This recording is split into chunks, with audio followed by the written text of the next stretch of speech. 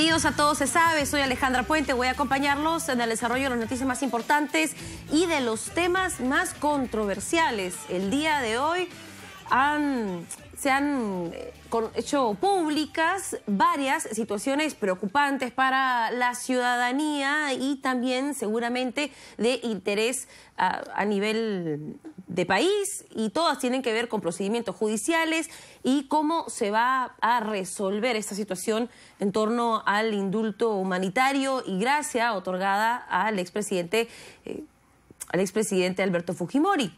Bueno, la Corte Interamericana de la Comisión Interamericana de Derechos Humanos, de la OEA, porque hay que dejar claro que una cosa es la Comisión Interamericana de Derechos Humanos, que recomienda los casos a la Corte, que al final decide y da sentencias sobre las preocupaciones, las denuncias de derechos humanos que llegan a esta entidad regional, a esta entidad internacional que está por encima del derecho peruano debido a una serie de tratados que hemos firmado para poder acatar los fallos de esta Corte. Ellos han comunicado que lamentan el indulto que se ha otorgado a Alberto Fujimori. Lo hicieron a través de Twitter, pero hay un comunicado oficial en la página web de esta comisión asegurando que esto se va a ver seguramente en febrero, cuando se analice el cumplimiento de sentencia de la Cantuta y Barrios Altos. Un tema complejo, vamos a discutirlo con nuestro entrevistado esta noche, pero en paralelo se ha desarrollado también, se ha despertado una suerte de suspicacia o sospecha en torno a esta decisión del Poder Judicial de transformar la Sala Penal Nacional, esta sala famosa que usted ha visto a través de sus televisores, sesionar todo este año dando medidas cautelares de prisión preventiva contra expresidentes y estos 4 funcionarios de las consorciadas de Odebrecht. Esta Sala Penal Nacional se va a transformar en Corte Superior. ¿Y qué significa eso? Que los jueces que participaban de esta sala van a tener, si es que quieren quedarse ahí, que concursar. Y pueden quedarse como pueden quedar. Entonces, esto ha despertado suspicacias, más que nada por la coyuntura política, por el nerviosismo que se vive en nuestro país en este momento.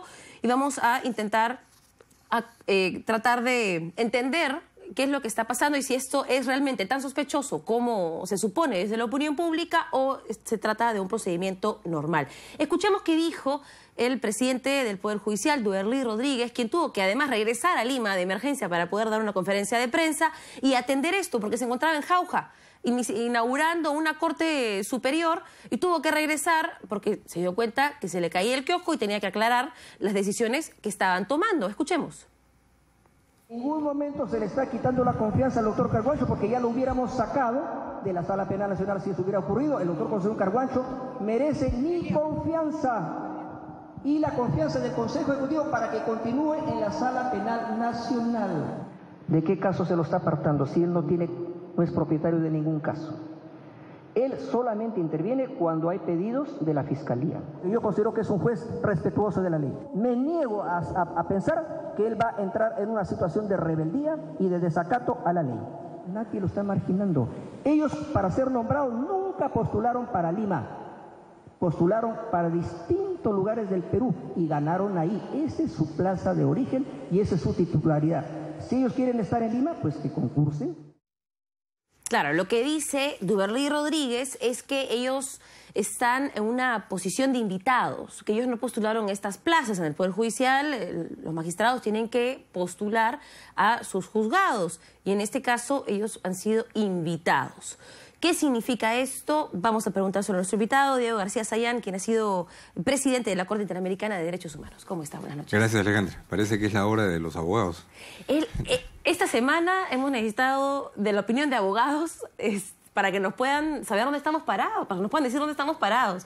En este caso, escuchando la explicación de Duberlí Rodríguez, ¿le parece que es coherente lo que dice el presidente del Poder Judicial? Sí, mira, a mí me parece persuasivo, me parece coherente, porque él nos recuerda algo que la opinión pública por lo general soslaya. Uno piensa que el juez es el que está ya tomando las grandes decisiones sobre el fondo de un asunto que se está investigando, en este caso lo de Odebrecht.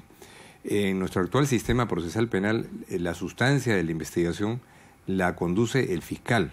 Y en estos casos, en este proceso por lo de Odebrecht, en la mayoría de los casos ni siquiera se ha llegado a la fase ya de investigación o de acusación fiscal sin una indagatoria previa. Entonces el juez es el elemento complementario que autoriza o rechaza, por ejemplo, las detenciones preventivas, ¿no?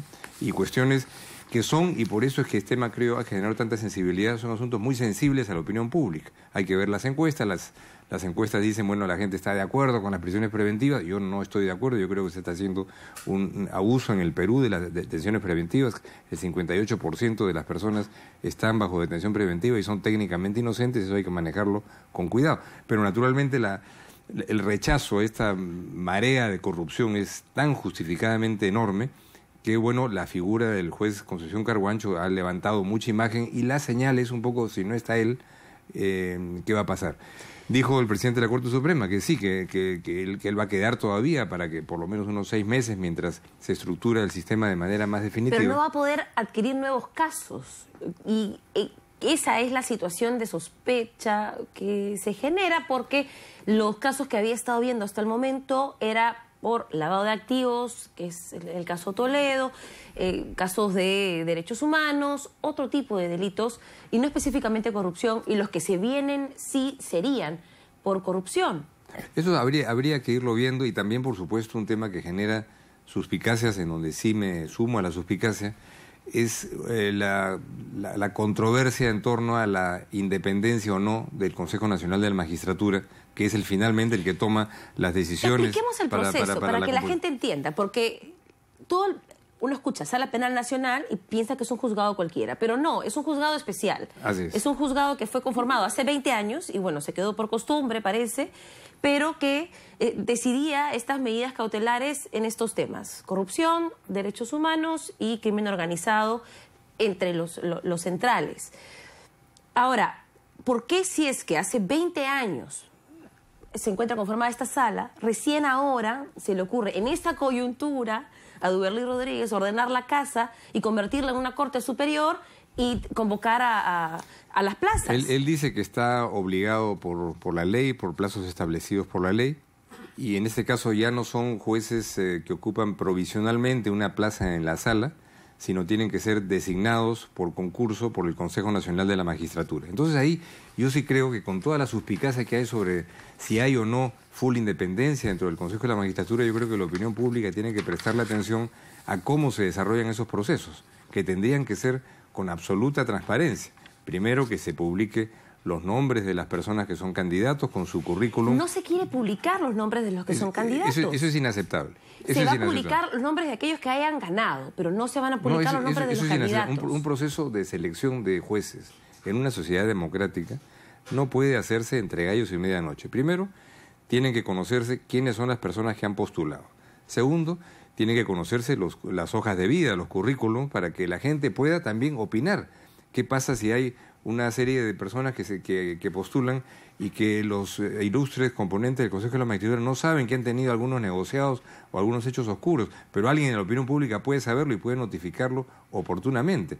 De manera que también las entrevistas con los candidatos puedan ser públicas. Entonces, yo creo que parte de lo que hoy es un gran reto para tener una mayor confianza en el sistema judicial y resolverlo, por ejemplo, ahora, es que haya una transparencia total en este proceso que despeje la duda de que aquí se está preparando un mecanismo para que en el fondo, como siempre ha ocurrido en el pasado, se imponga la impunidad y no la investigación sobre este enorme caso de corrupción, ¿no? En este caso, IDL publicó una entrevista que le hicieron al consejero que iba a tomar la decisión, uno de los 7 miembros que toman la decisión para designar al presidente del Consejo Nacional de la Magistratura. Estoy tratando de buscar el nombre: Baltasar Morales. El consejero Baltasar Morales, que es el representante del Poder Judicial en este grupo, que asegura que Guido Águila, el presidente del Consejo Nacional de la Magistratura, en esta entrevista que le da a IDL, que Guido Águila organizó una reunión en su casa en la que invitó a Héctor Becerril, congresista de Fuerza Popular, y el congresista le dijo, según su testimonio, que estaba interesado en el proceso de selección del presidente del Consejo Nacional de la Magistratura. Guido Águila no iba a postular en esa oportunidad, había otro candidato, pero el candidato se retiró. y quedó Guido Águila como candidato único y tuvieron que elegirlo.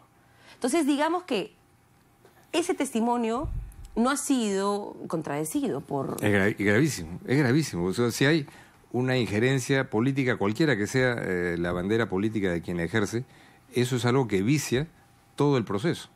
Y naturalmente una de las cosas en las que el Perú, yo sí creo, ha logrado avanzar muchísimo, es en tener un sistema judicial más independiente del que había hace algunas décadas, en donde desde el Ministerio de Justicia o desde el Palacio de Gobierno se decidían los grandes casos. Pero indudablemente nadie dudaría de la independencia del presidente de la Corte Suprema. Yo tampoco dudo de la independencia del fiscal de la Nación. Eso no ha sido así en el pasado no muy lejano, ¿no? En la época de los 90, acordemos que todo se digitaba en la salita del CIN. Entonces, estos indicios que no hayan sido desmentidos, esta entrevista que comentas, Alejandra, que no hayan sido desvirtuados y que al no haber sido desvirtuados después de más de un mes, ostensiblemente ameritarían una investigación para viciar esa elección, porque una injerencia de un parlamentario, cualquiera que sea, y más de un parlamentario destacado en un proceso de elección interna es algo absolutamente inaceptable. En cualquier país democrático eso sería materia de un escándalo nacional. Acá ha pasado desapercibido, ¿no? Ha pasado desapercibido porque no se acercaba ninguna decisión importante del Consejo Nacional de la Magistratura hasta ahora, claro, cuando se acerca la designación de quienes serían primero, claro, los miembros de este nuevo juzgado anticorrupción que se está conformando para ver los casos y decidir los casos, liderado por la magistrada Castañeda, y también se va a decidir los miembros de esta nueva... de la Sala Penal Nacional, que va a ser Corte Suprema. Entonces, no sé cómo se va a llamar. Yo llamo pues a que este proceso sea un proceso absolutamente transparente, para que no haya un vicio de sospecha, porque ahí yo sí me sumaría a los que sospechan de que aquí en el fondo se estaría preparando un tinglado para que el proceso de lucha contra la corrupción, que ha sido muy tenue durante el actual proceso gubernamental, pero que desde el lado judicial y la Fiscalía sí ha tenido algunos pasos hacia adelante para que eso naturalmente colapse. Eso sería realmente peligroso, ¿no? Bueno, sí hay que decir, y a mí me gustaría aclarar también, que nosotros invitamos a Guido Águila para que venga al programa el día de hoy. Nos dijo que sí inicialmente y luego nos dijo que no. Y la verdad es que nos gustaría invitarlo, si es que nos está viendo, para que pueda explicarnos cuál va a ser este proceso y nos pueda dar la tranquilidad de saber que se va a escoger a magistrados con un proceso transparente. Te quiero contar un poco un ejemplo de un proceso transparente, ¿no? Me correspondió participar hasta hace 15 días en el proceso de selección y de designación de altos magistrados, jueces en Colombia, para manejar todos los procesos en la transición de la guerra a la paz, ¿no? En representación del secretario general de Naciones Unidas, en mi caso. Postularon para estos cargos de magistrados 2.700 jueces, y abogados y abogadas. Se publicaron los currículums de todos, ¿no? Llegaron 15.000 observaciones, en donde habían a veces cosas muy importantes que eran suficientes, si se comprobaba, para excluir a personas que en el currículum oficial no había manera de encontrar ninguna irregularidad.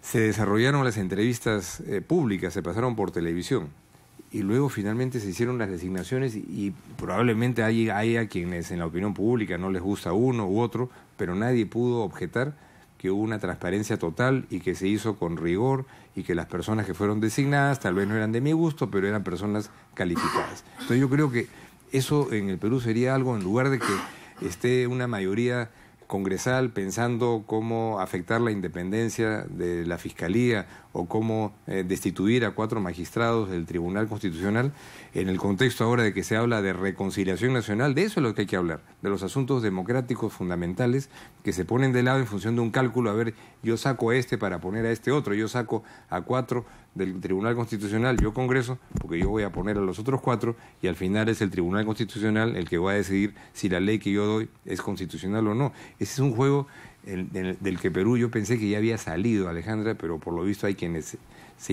perseveran en llevarnos al pasado, ¿no?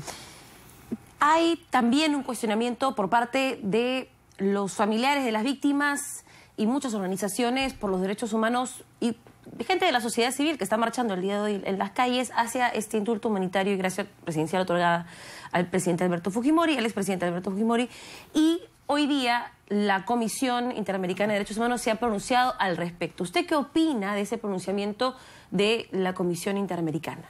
Bueno, es un pronunciamiento muy firme, muy claro, que creo recoge el sentimiento de la comunidad de derechos humanos en general, que no ve con simpatía estas formas que se ven de impunidad frente a graves violaciones de derechos humanos. Pero no están adelantando opinión. He escuchado a un par de constitucionalistas asegurar que estarían adelantando opinión porque son precisamente ellos quienes van a tener que evaluar algún reclamo. No, son dos cosas distintas, ¿no? Porque la Comisión Interamericana ha emitido su opinión, ¿no? Pero el tema que va a analizarse va a ser dentro de la Corte Interamericana, que es un órgano totalmente distinto, aunque suena parecido, que es el que va a analizar, como se anunció hoy día, en una audiencia pública que se llevará a cabo el día 2 de febrero, el efecto en casos que está conociendo ya la Corte Interamericana desde hace años, en la etapa de supervisión de cumplimiento de sentencia, el caso Barrios Altos y el caso La Cantuta, cuál es el efecto de esta resolución de indulto en el cumplimiento de esas sentencias. Eso no tiene nada que ver con una declaración que ha sacado la Comisión Interamericana en paralelo. ¿No influencia, no traza un camino? No, la Corte es un órgano autónomo, es un tribunal que opera en función de sus propias reglas y no es influida por una declaración pública de la Comisión en absoluto. Y la Corte tendrá que ver, en esta audiencia del 2 de febrero, escuchará la posición de los familiares de las víctimas y la posición del gobierno sobre la compatibilidad o no del decreto de indulto con el ordenamiento internacional. Se ha criticado que la Comisión Interamericana, por más que sea un ente distinto y separado de la Corte, emite una opinión sin mandar, por ejemplo, veedores, sin pedir información al Estado, sin analizar el expediente, sin tener una indagación un poquito más profunda. Para usted, ¿es suficiente los indicios que se tienen ahorita para poder llegar a esa conclusión? No, yo insisto, o sea, la Corte no saca nunca pronunciamientos de esta naturaleza y la Comisión sí lo hace, emite opiniones de tipo general. ¿Pero por qué cree que ha hecho esta opinión ahora? Bueno, tendrían ellos que explicarlo, no me corresponde a mí explicar lo que ha hecho o no ha hecho la Comisión, pero en todo caso eso no afecta para nada. El paso que sí nos concierne directamente como proceso es lo que se va a ver en la Corte en el mes de febrero, ¿no?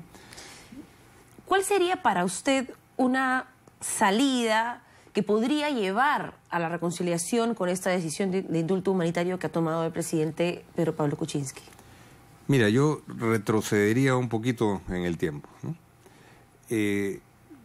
¿Cómo enfrentar el problema de un expresidente condenado para 25 años por graves violaciones de derechos humanos, que no es solamente un expresidente, sino que de alguna manera es un actor político porque su partido político es mayoritario en el Congreso? ¿Cómo resolver eso desde el punto de vista lógico, desde el punto de vista de un Estado democrático?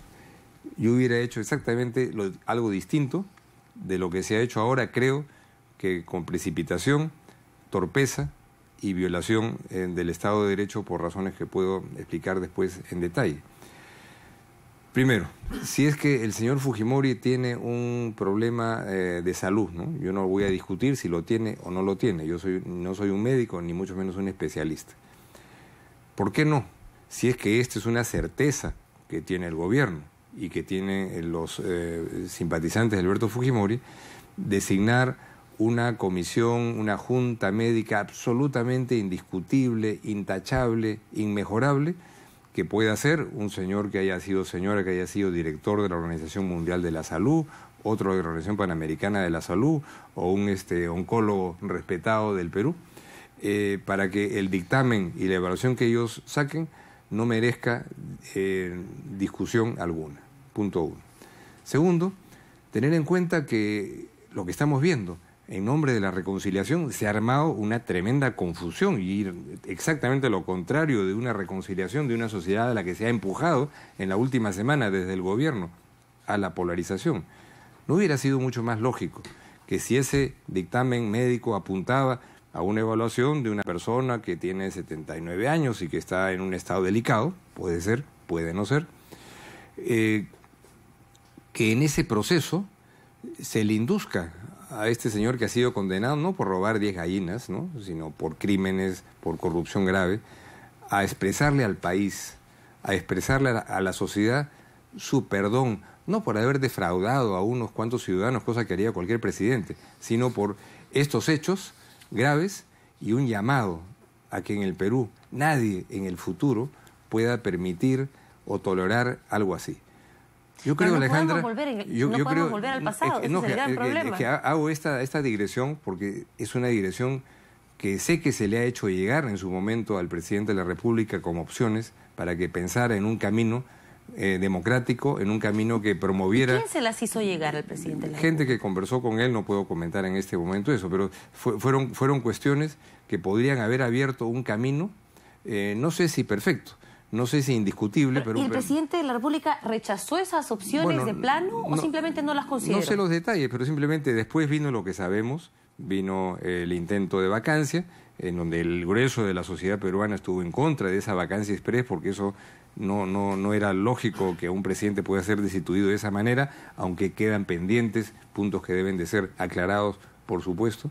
Y luego, de inmediato, este indulto express que lo que ha producido es un desgranamiento total del gobierno, el llamado en el que poca gente pueda creer a un gabinete de reconciliación nacional cuando desde arriba se está promoviendo algo muy distinto de la reconciliación nacional, y de manera que se le ha abierto al Perú una herida tremenda que yo tengo en este momento la imagen de que el gobierno difícilmente la puede resolver. Jurídicamente no puede dejar sin efecto la resolución suprema de indulto. Ya el Tribunal Constitucional dijo que eso es cosa juzgada para el caso Cruciat, eso es cosa juzgada y no puedes dejarla sin efecto el propio gobierno.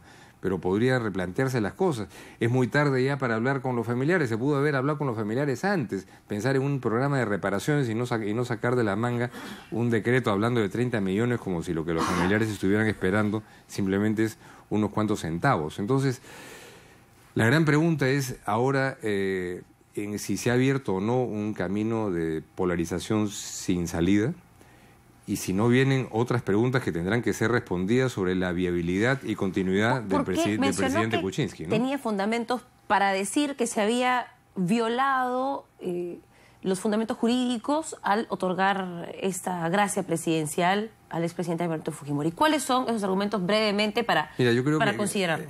Hay que distinguir entre el indulto humanitario, en donde la discusión es si el dictamen médico es objetivo o no, ese es un aspecto, del otro aspecto que es el de la gracia presidencial por los procesos presentes o futuros que pudieran existir, ¿no?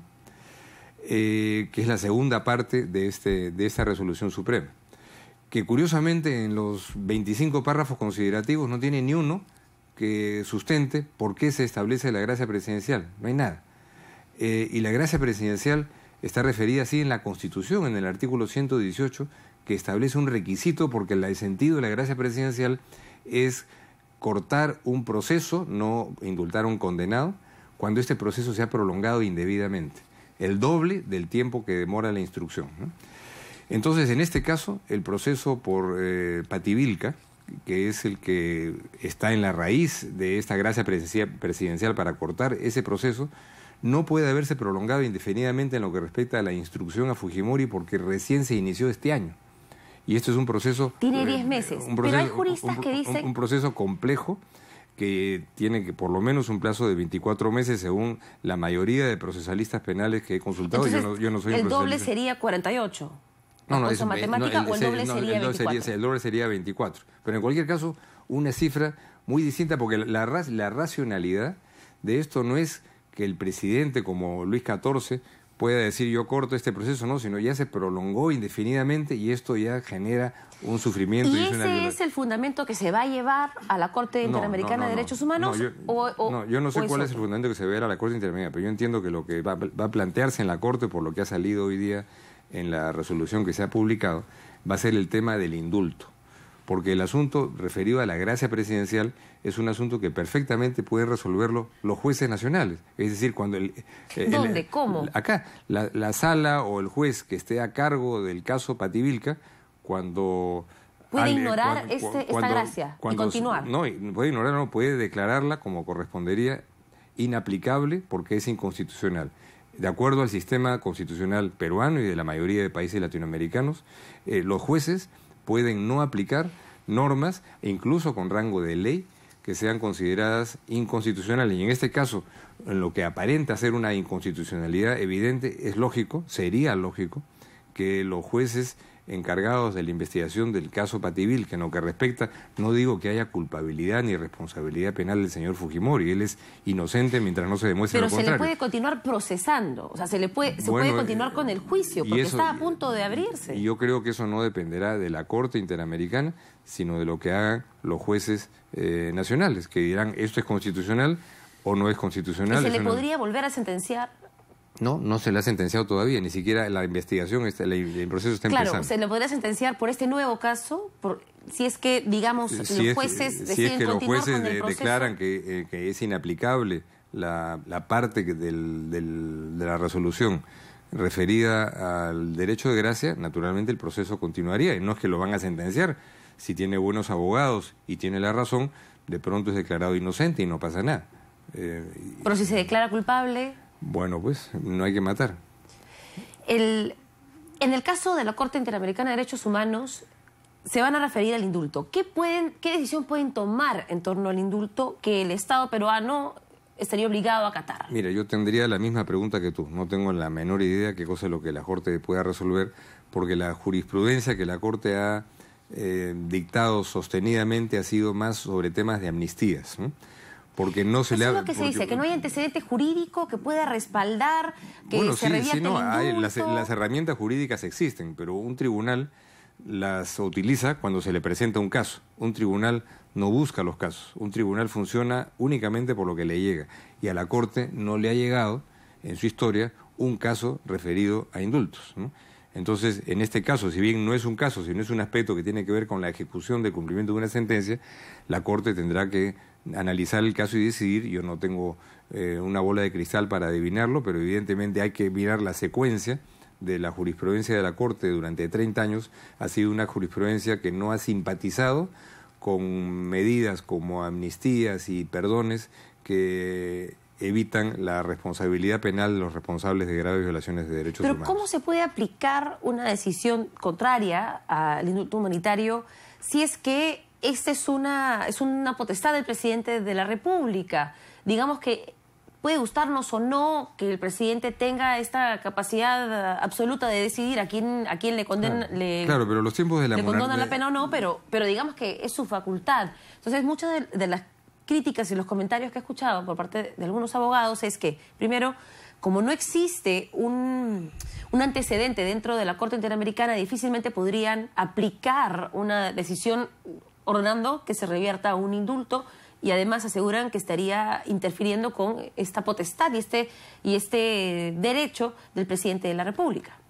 Bueno, nadie duda de la potestad, eso no está en discusión que la facultad presidencial existe, pero quedaron atrás pues las monarquías absolutas y los gobiernos dictatoriales.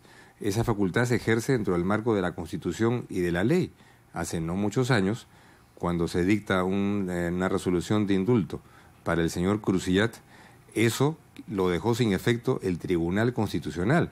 Y con eso no estaba diciendo que esa facultad constitucional se quedaba sin efecto, sino que en ese caso se había empleado inadecuadamente, que la base de los informes médicos utilizados para indultar al señor Crucillat era equivocada y que no sustentaba la conclusión a la que esa resolución llegaba. De manera que eso no cuestionaba la facultad conceptual, pero esa facultad puede utilizarse bien o mal y está sujeta siempre, decisiones políticas, sujetas a control judicial y también a control judicial internacional cuando el control judicial local es agotado. De manera que eso no cuestiona facultades, pero han quedado atrás pues los momentos en donde una persona puede decidir todo sin elementos de control, que es lo que aparentemente aquí se ha olvidado, que hay un sistema de jueces constitucionales, de tribunal constitucional, que hay unos jueces penales que van a ver este caso, que podrán decir esto es inconstitucional, que hay una Corte Interamericana que dicta sentencias vinculantes, cuyos criterios no han sido siquiera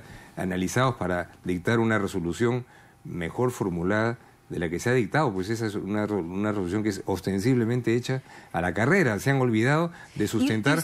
Ya tenemos que ir terminando esa entrevista. ¿Y usted qué cree que pasó? ¿Por qué fue hecho tan a la carrera? ¿Por qué se les olvidó, agregaron la gracia presidencial en el último párrafo y se les olvidó agregarle por lo menos unas 5 líneas más? No voy a añadir nada más a la especulación masiva que hay de que este asunto tiene que ver con un toma y daca vinculado a la vacancia presidencial, de la que felizmente se libró el presidente Kuczynski, pues era una manera arbitraria de cortar camino con un presidente elegido, pero yo creo que se ha abierto paso a una crisis política sobre la cual yo no veo una salida en el corto plazo, porque nadie cree seriamente, Alejandra, que a partir de esta crisis y polarización, aislamiento y desgajamiento del gobierno va a haber un gobierno de reconciliación nacional. Tendrían que hacerse las cosas muy distintas. Este gabinete, mientras abre la galleta, este gabinete de ancha base, del gabinete de la reconciliación que dice que va a conformar Pedro Pablo Kuczynski, ¿cree que es un sueño o es una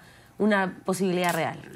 Yo le deseo la mejor suerte. No lo veo muy viable, porque la ancha base y la reconciliación nacional ya han sido expulsados buena parte de los electores que llevaron a Kuczynski a la presidencia, que manejaban y manejan conceptos y un discurso muy distinto del que hoy día está prevaleciendo. Déjame ver mis anteojos para ver qué cosa.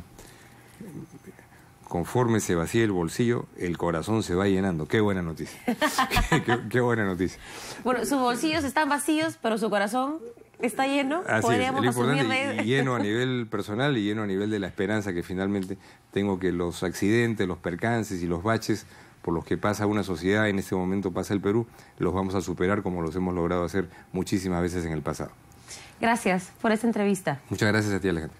Bueno, Diego García Sayán ha sido presidente de la Corte Interamericana de Derechos Humanos y asegura que si bien no hay un antecedente o un fallo que haya ordenado revocar un indulto, asegura que no, porque no existe el caso, no se pueda dar. Vamos a ver qué dice entonces en febrero esta Corte, que va a sesionar después de Año Nuevo, después de las primeras semanas, donde vamos a saber con suerte quién va a conformar este nuevo gabinete de la reconciliación y cuántos congresistas le quedan al Ejecutivo. Hacemos una pausa. Esto es Todo se sabe.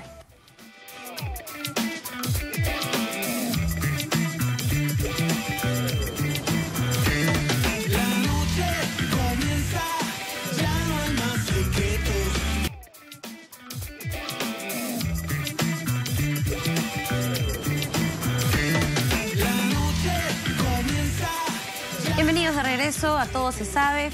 Vamos a dar la bienvenida a nuestro entrevistado esta noche, Salvador Heresi, uno de los sobrevivientes de Peruanos por el Cambio. ¿Cómo está? De la hecatombe. ¿Ha venido con sus salvavidas? No, he venido con mi traje contra la radiación. Con chaleco antibalas, con todo. Todo.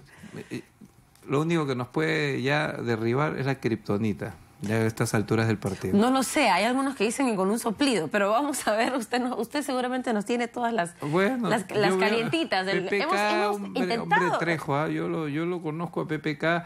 En la campaña varios momentos lo dieron por muerto y al final ganó la presidencia. Entonces, igual yo veo que PPK es un tipo persistente, creo que ha dado un vuelco, pero vamos a conversar. ¿Usted está de acuerdo con todo lo que ha pasado?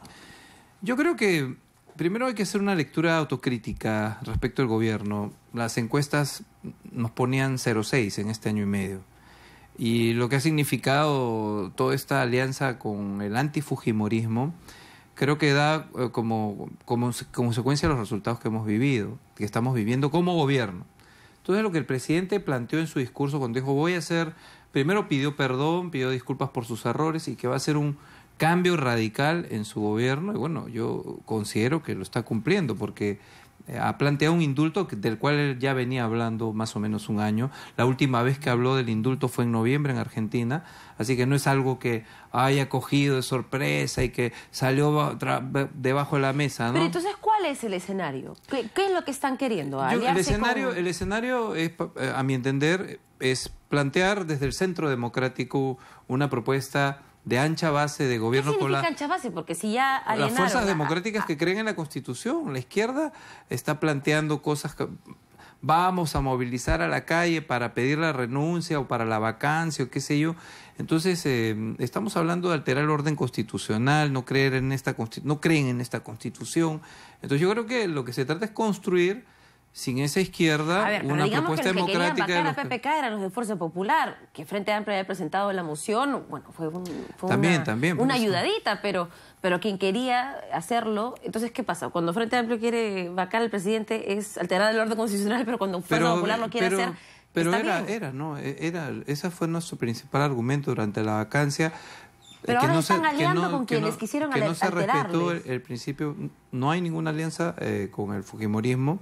Lo que estamos planteando es una propuesta de ancha base desde el centro y planteo... ¿Pero no hay alianza con el fujimorismo? No hay una alianza con el fujimorismo. ¿Y entonces con quién se van a aliar?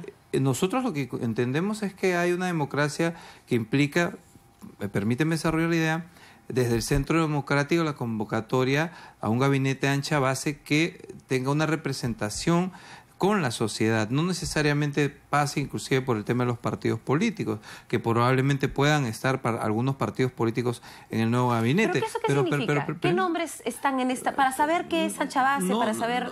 O sea, yo no te podría adelantar lo que tiene que anunciar el presidente, pero sí te puedo dar algunos conceptos, que son básicamente ancha base, fuerzas democráticas que respeten la Constitución desde una posición de centro, es decir, hay una posición antifujimorista y una posición fujimorista. Nosotros creemos que para reconciliar el país hay que ponerse en el centro y hacer una convocatoria amplia, que va a costar, no va a ser sencillo, sí, pero ese es el gran reto de la gobernabilidad.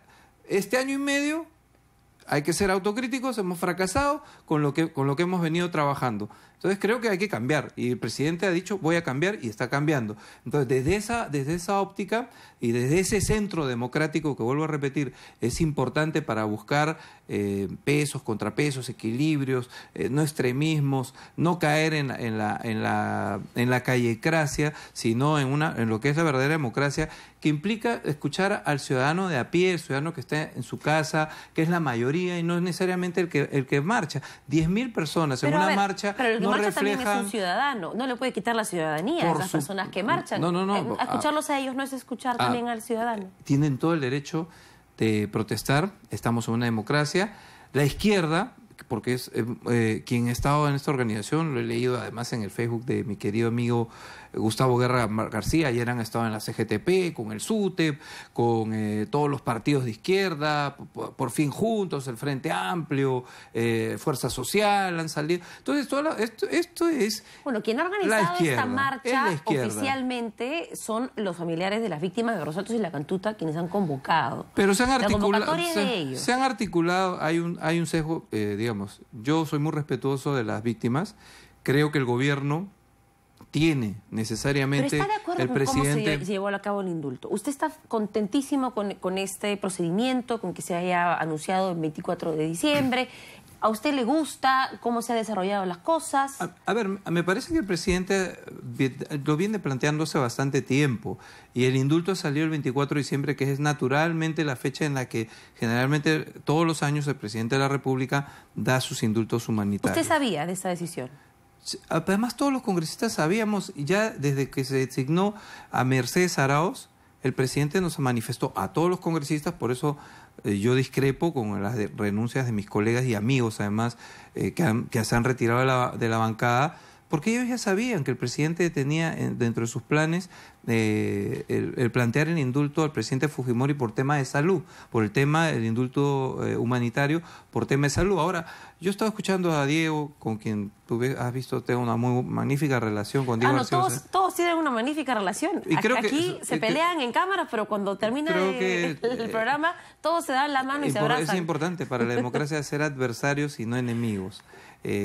Yo he visto que el tema va por la forma, que hay un considerando que no se ha puesto. El tema va y entonces por no se está viendo el tema de la canjeó, de un canje. Eso es lo que ha dicho Diego García Sayán, eso es lo que dicen en su opinión personal, en la percepción de muchas de las personas que están en contra de cómo se ha dado. que se ha percibido como un canje. Yo no te vaco y es posible que indulto a tu líder histórico. Es posible que algunos lo perciban así. ¿Usted no lo percibe así? No, porque yo creo que el presidente ha sido coherente con lo que venía diciendo y ha dado un indulto, ha sido valiente en dar un indulto porque ninguno de los anteriores presidentes, ni Alan García, ni Ollanta, se atrevieron a hacerlo y PPK se ha atrevido a hacerlo. Esto definitivamente cambia el escenario político de nuestro país y desde ese escenario, que es un escenario en donde hay derecho a la protesta, en un país democrático, en donde se indulta a un presidente que ha estado preso, que ha estado pagando, que ha sido sentenciado. O sea, no estamos aquí ante una cuestión, por ejemplo, el indulto de Cruciat, al cual se refirió Diego García Sayán. Caramba. A Cruciat le dieron el indulto, ya estaba en Asia, él comprando, haciendo sus compras, entonces evidentemente es muy diferente, ¿no? Usted me dice que quiere, o que como gobierno quieren ubicarse más al centro, basta de fujimorismo o antifujimorismos, pero usted debe reconocer, supongo, que llegaron al gobierno por el voto antifujimorista. Entonces digamos que darle la espalda a todo ese grupo que les dio el poder, ¿no le parece, digamos, un poquito contradictorio? A ver, lo que creo es que cuando uno es electo, yo también he sido autoridad y he sido electo 3 veces alcalde, te elige un 50% de la población y tú tienes que gobernar para todos, no vas a gobernar para ese 50% que te eligió. Entonces creo que acá hay una responsabilidad también. PPK tiene su propio arraigo, Peronos por el Cambio sacó 24, 25% en la elección, tiene su propio espacio y para poder ganar hubo sectores de la izquierda. Y ojo, no necesariamente estamos ante que todos los sectores de la izquierda, de todos los ciudadanos que tienen un pensamiento izquierda, necesariamente estén en contra del indulto. O sea, que hay que ver cómo este proceso se va desarrollando, hay que mirarlo con calma, con prudencia, y hay que hacer un llamado a la tranquilidad de todas las fuerzas políticas para buscar que la democracia siga adelante. El país no se acaba en un indulto, sino en que ya la ciudadanía tiene que mirar que se le resuelvan sus problemas, mejorar la economía, la seguridad ciudadana, atender los grandes proyectos nacionales que se tienen que ejecutar. Hay una de las críticas que se hace en esta etapa es que se ha mentido. La percepción es que se ha mentido, que se mintió al decir que no estaba el expediente en el Ministerio de Justicia. Luego Enrique Mendoza dice que no mintió, que es verdad, que no existía para el sector, que hay tantos indultos. Bueno, ya son sus explicaciones, pero la percepción, lo que queda... Yo eso sí, te digo con toda honestidad. Cuando hemos estado en el Congreso defendiendo la vacancia, no sabíamos absolutamente nada de este tema. Pero ¿cómo me puede decir que sí sabía del indulto, pero al final no lo sabía, no lo usaron para negociar? No, pues, no sabíamos en ese momento que se estaba ya había una solicitud y un trámite digamos, en curso, ¿no? Sabíamos que el presidente tenía la intención de darlo en virtud de que se desarrollara el proceso, pero durante la vacancia no lo sabíamos y realmente yo no he entendido muy bien la explicación del ministro de Justicia. Es por eso que la bancada, pero no por el cambio, el día de ayer acordado por unanimidad citar al ministro de Justicia y al ministro de Salud para que nos den una explicación, porque nosotros en el Parlamento hemos planteado y postulado una posición que en cierto modo... ¿Y qué hay de la posición de Mercedes Arauz? Claro, porque ella dice que no sabe, que la bancada no sabía, que los ministros no sabían y que el presidente tomó la decisión solo. Bueno, es una facultad presidencial, ¿no? Pero ¿cómo va a tomar la decisión solo si hay junta médica y eso involucra al Ministerio de Salud y hay comisión de gracias presidenciales y eso involucra al Ministerio de Justicia?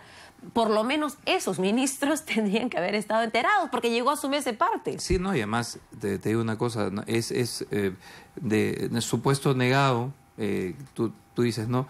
El trámite no llegué a enterarme yo porque el 18 ingresó en la mesa de partes del Instituto Penitenciario. Entonces, claro, lo que yo me preguntaría, y es por eso que estamos citando al ministro de Justicia, o sea, que el ciudadano Alberto Fujimori, como cualquier ciudadano, que no es lo mismo que presente una solicitud de indulto Juan Pérez, que es un desconocido, a que la presente Alberto Fujimori. Evidentemente que es muy difícil de creer que no se supiera, ¿no? Diego Uceda, ex candidato por el partido Vamos Vecino a la alcaldía y luego militante de Solidaridad Nacional, seguramente usted también lo conoce, ha sido citado en Caretas diciendo que Mercedes Arauz lo contactó para que tienda puentes con Kenji Fujimori y le consiguieron esos 14 votos que le faltaban para que no sea vacado el presidente de la República. ¿Usted sabe de eso? ¿Qué opina? No he conversado personalmente con Diego. Diego es mi amigo personal. No sé cómo es esta versión, pero de algo que yo sí te puedo asegurar es lo siguiente. Que para hablar con Kenji Fujimori, nosotros en Peruanos por el Cambio no necesitamos ningún intermediario, ¿no?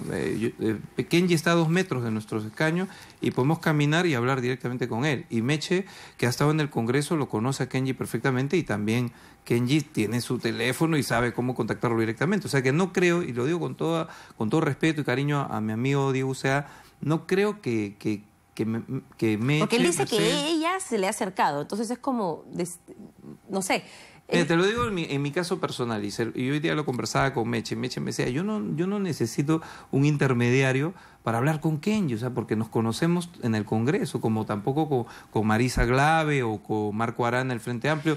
No necesito, es obvio que no necesitamos intermediarios para poder dialogar. Rosa María Palacios en una columna cita fuentes, bueno, no cita específicamente una fuente, pero asegura que ha contrastado esta versión con un par de fuentes y plantea este escenario. Plantea un escenario en el que todos sabían qué es lo que se estaba haciendo, que esto habría sido orquestado por Fernando Zavala, por Mercedes Arauz, el indulto, y que precisamente se presentó el pedido de vacancia por parte de Keiko Fujimori para impedir que se dé el indulto. Ese es el escenario que plantea en una columna que ha escrito. ¿Usted ha leído esta columna? ¿Qué le parece? ¿Cree que hay fundamento en esa versión? Desconozco las fuentes de Rosa María Palacios. No creo, la verdad, que haya sido la cosa así. Yo creo que el trámite ha sido presentado por Fujimori, se ha tramitado como se ha manifestado, como lo ha explicado el ministro de Justicia, un poco... Pero sí, usted tampoco lo ha entendido. No lo he entendido muy bien. Espero que... Yo soy un poco de pronto lento para entender las cosas ya estamos pero si usted es terminando lento, el año agotados. Nosotros peor, porque el ciudadano común y corriente lo ha entendido menos. Yo lo que creo que lo que se entiende claramente es que el presidente ha manifestado durante todo este tiempo una voluntad de indulto que nadie puede negar. Entonces a nadie le puede sorprender. A nadie le puede sorprender. Pero ¿no le parece que socava la democracia esta imagen de que un indulto humanitario se puede cambiar por una vacancia? Porque esa es la impresión que queda, la percepción, por ponerlo de alguna forma. Para algunos sí, para otros no. Son cosas de la democracia.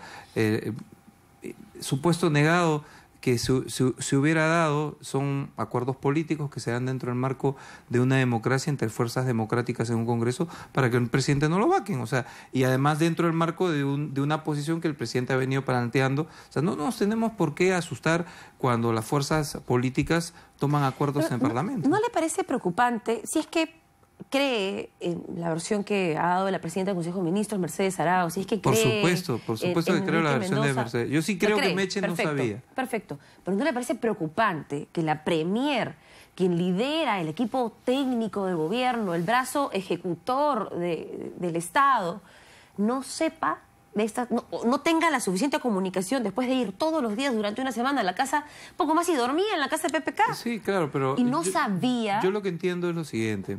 El presidente tiene una serie de atribuciones en la Constitución, dentro de las cuales está la facultad de conceder indulto. Es él y solamente él el que puede. Inclusive hay especialistas que señalan, con el informe desfavorable de la Junta Médica, el presidente puede conceder el indulto. Entonces...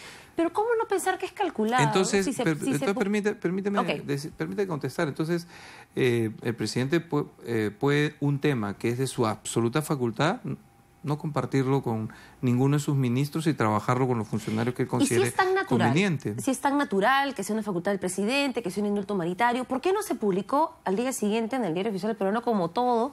¿Y por qué se publicó con una resolución extraordinaria? Porque lo que se puede sospechar es que fue calculado. Porque ¿quién llama al peruano, lo saca de su cama en su celebración de Navidad para publicar una resolución extraordinaria el 24 en la noche? Que es Nochebuena, que es usualmente cuando los presidentes de la República durante los últimos, 50 años Pero no se dan ejercido resoluciones extraordinarias, las conocemos al día siguiente. O sea, yo lo que sé de la historia, lo mínimo conocimiento de historia que tengo es que los indultos se han dado siempre durante las fechas de fiestas navideñas. Entonces, yo no creo que el presidente haya roto con una tradición tan democrática como conceder indultos en la Nochebuena. A mí me parece que está dentro de lo que es la tradición democrática histórica de los presidentes de la República. ¿Se han negociado ministerios para lograr que se queden los valientes de Peruanos por el Cambio? Bueno, mira, yo debo decir algo. Es conocido de mi parte que siempre he estado a favor del indulto para el presidente Fujimori.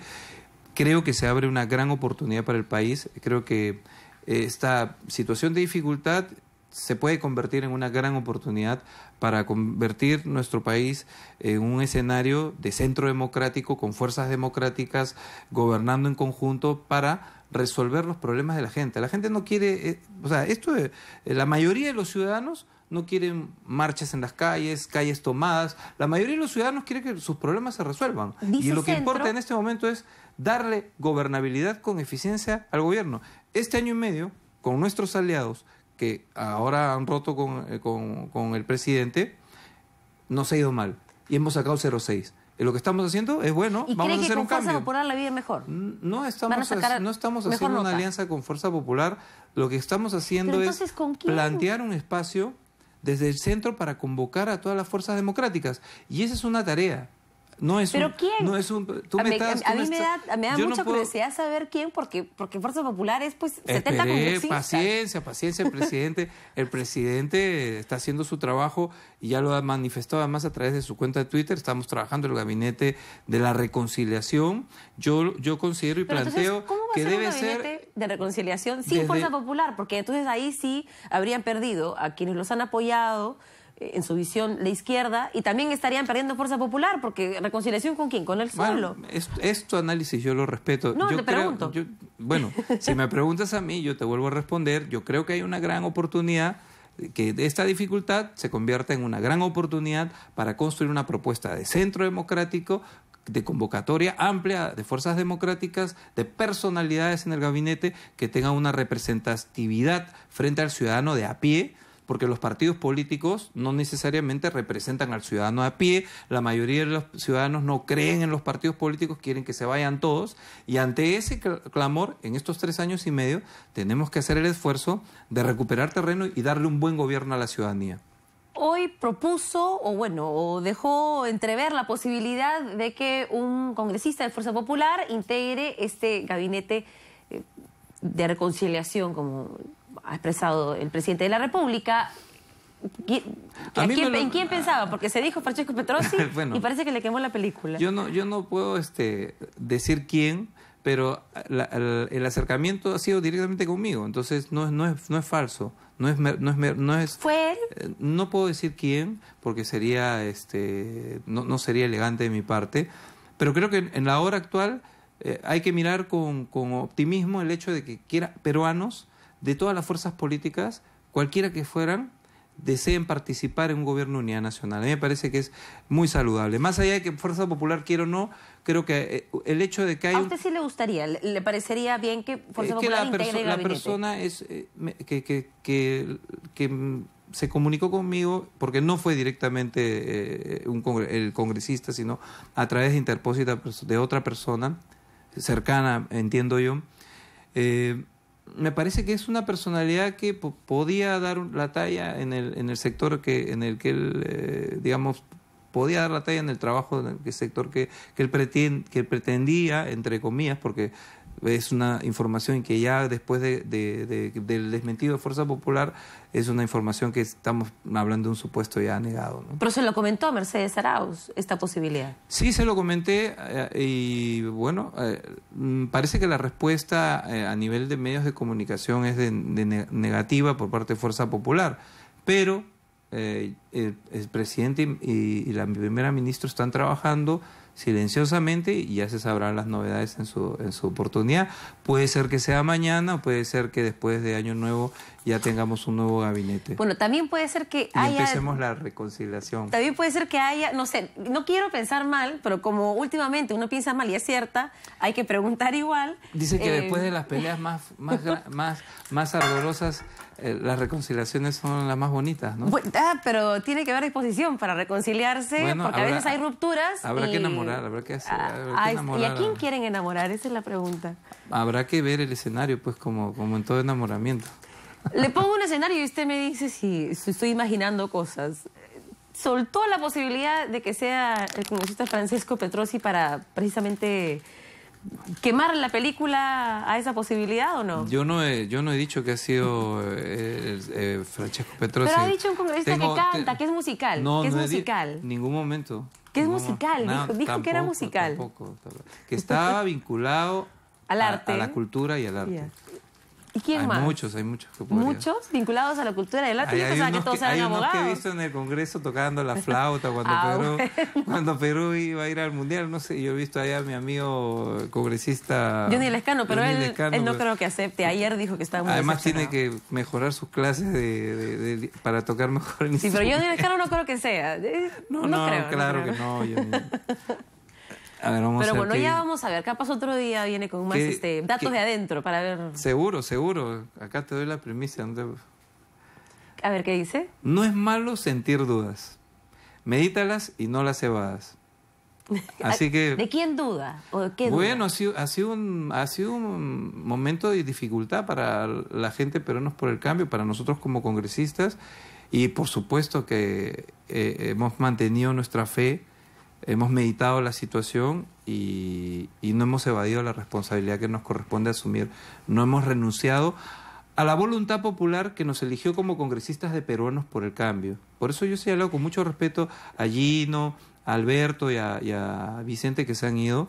Esa curul es una curul que la gente votó por la lista de Peruanos por el Cambio. Podemos decir que los que se quedan están de acuerdo con el indulto y la gracia presidencial otorgada a Alberto Fujimori. Mire, yo no necesariamente. En una democracia, en una bancada, podría darse el caso de que participen dentro de la bancada personas que no estén de acuerdo con el indulto. Eso que significa que los congresistas, dentro del marco de la Constitución, no estamos sujetos a mandato imperativo. Por eso yo no estoy de acuerdo. Tengo aprecio, amistad, pero no estoy de acuerdo con las renuncias de nuestros colegas porque... esa curul le pertenece a Peruanos por el Cambio. Son curules de Peruanos por el Cambio. Lamentablemente la Constitución dice que el cargo congresista es irrenunciable y estoy viendo la posibilidad de plantear una reforma por la cual los congresistas que renuncien a una bancada por la cual fueron elegidos pierdan su curul porque esa curul le pertenece a los partidos. Hay que fortalecer la institucionalidad de los partidos políticos. Bueno, eso sería un tema sumamente controversial. Esperemos que no sea lo primero que proponen cuando empiece el año porque seguramente tendríamos otra situación de crisis. Gracias por habernos acompañado. Montado, está rica la galleta. Bueno, qué bueno que le haya gustado y que vengan más seguido. Los hemos buscado toda la semana y no han querido venir los congresistas de Peruanos por el Cambio. No sabían qué decir, creo. Pues te tienen miedo, porque tú eres también bien no te puede driblar muy fácilmente. Es con buena intención. Con buena intención. Gracias. Espero que haya sido el agrado de los televidentes esta entrevista. Bueno, esperemos que también se esclarezca el panorama y que haya cada vez mayor claridad. Estamos esperando ese anuncio con los miembros de este nuevo gabinete. Seguramente va a tener detractores y gente que lo apoye. Aquí estaremos para generar el debate. Gracias por habernos acompañado. Esto fue Todo se sabe.